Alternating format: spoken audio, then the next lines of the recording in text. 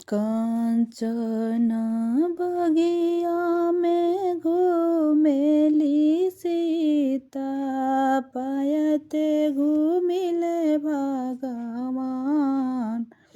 सीता के आचर धैले राम बिलमावे, अब सीता भइलु हमार। कंचन बगिया में घूमेली सीता, पायते घूमिले भगवान।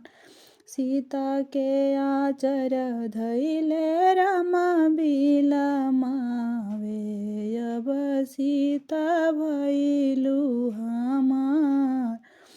छोड़ी छोड़ी राम आलप मोरे बहिया, देखिली है बाबा हमार। बाबा के देखले शरम मोरा लागेला, हसिहना नैहर के लोग।